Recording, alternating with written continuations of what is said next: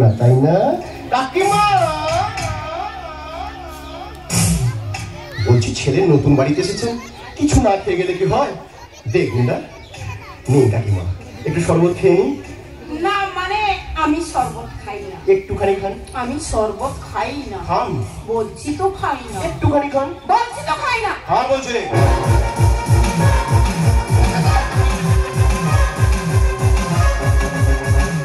একই কি এটা? এটা তো শরবত নয়। মা, সারা জীবন তো পুজো অর্চনা করে জীবনটা কাটিয়ে দিলেন, বিদেশি শরবতের মর্ম আপনি বুঝবেন কি করে বলুন তো মা?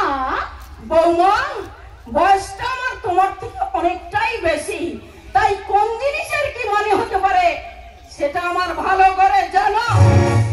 আর সমু, ওরা আমাকে মদ খাওয়াচ্ছে, তুই দাঁড়িয়ে দাঁড়িয়ে দেখছিস, এতটা নিচে নেমেছিস তুই। আজ আমি বুঝতে পারছি সমু, শিবুকে আঘাত করে আমি আমার সত্যিকারের মাতৃত্বের মুখে জুতো মেরে এসেছি। আর সেটা করেছি তোর মতো একটা মেরুদণ্ডহীন নপুংসক অমানুষ ছেলেকে নিজের সন্তান মনে করে। ছি সমু, ছি, মাতৃ দুধের ঋণ আজ তুই আমায় মদ খাইয়ে মিটিয়ে দিলি। ছি ছি ছি। আমি চললাম আমার শিবুর কাছে, আর কোনোদিন যেন তোর মুখ আমি দেখতে না পাই। কোথায় যাচ্ছেন কাকিমা? শিবুর কাছে?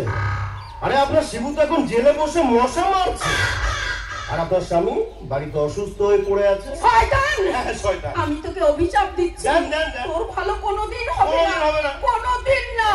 তুই হারবি শয়তান, তুই হারবি। সত্যের সামনে মিথ্যার পরাজয় হবেই হবে। আর সমু, আজ আমি তোর কথা ভেবে বাড়ি ছেড়ে চলে এসেছিলাম, তোর বাবাকে দাদাকে কি না বলেছি। ঈশ্বর, আমার পাপের শাস্তি আমার স্বামী আর সন্তানকে দিও না ঈশ্বর। আমাকে তুমি ক্ষমা করো ঈশ্বর, ক্ষমা করো। ওই ঈশ্বর আপনাকে ক্ষমা করে দিলেও আমার মতো শয়তান যে আপনাকে কোনোদিন ক্ষমা করবে না কাকিমা।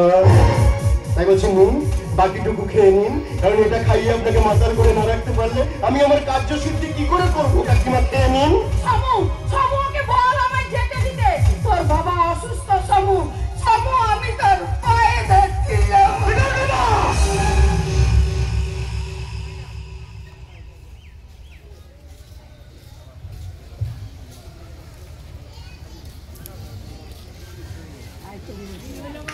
এ নাও মা,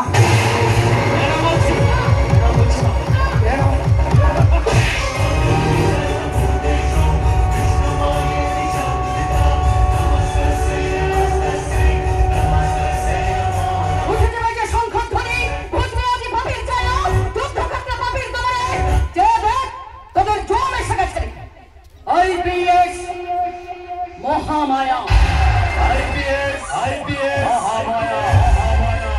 চিন্তা করবেন না মা, আমি এসে গেছি। মায়া বলেছিলাম না, যত ঝড়ই আসুক না কেন এই মায়া তোমাদের কোনো ক্ষতি হতে দেবে না। আর আমি আমার কথা রাখবো না, সেটা আপনি ভাবলেন কি করে? ফুলমতি, আমি ফুলমতি নই, আমি মায়া রানী, আমি আইপিএস মহামায়া নই। আর এটাই আমার আসল পরিচয়।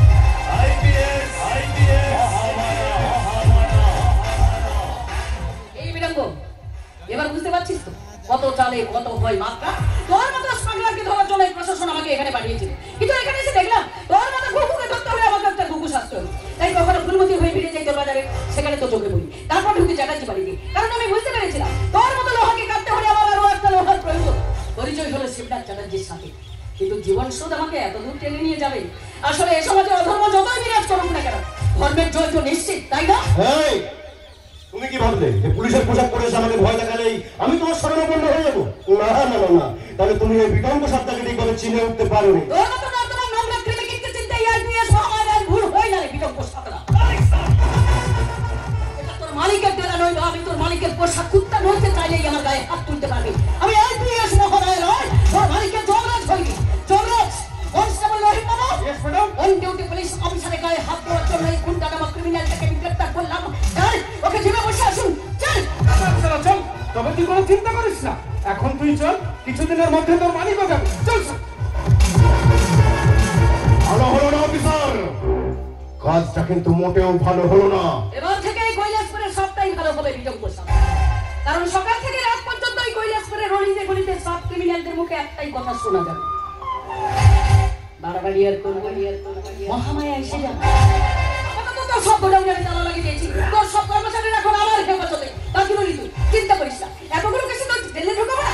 উকিল কেন, উকিলের বাপ নিয়েও তোকে ছাড়ানোর কথাটা ভাববে না। যতগুলো পাপ তুই করেছিস জীবনের শেষ দিন পর্যন্ত তার মাসুল তোকে গুনে যেতে হবে। আমি আসছি, চলুন মা।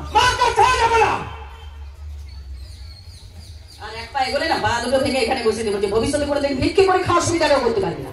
মা, যে সন্তান মাকে দর করে মদ খাওয়াতে পারে সে সন্তান নয়, সমাজ থেকে বলে কুসন্তান। তাই সাবধান করে দিচ্ছি, আমার কাছে বাধা দিতে এলে যে হাতে তুই মাকে অপবিত্র করার চেষ্টা করেছিস, সেই হাত দুটো আমি কেটে দেবো। অন্ধকার জগৎকে আমার ভাবতে ভাবতে এসে গেছি, শত্রু নিধনে যুদ্ধ ক্ষেত্রে রণরঙ্গিনী হয়ে আমি এসে গেছি। তাই সাবধান পাপি, তো তোদের জীবনের সময় আসন্ন।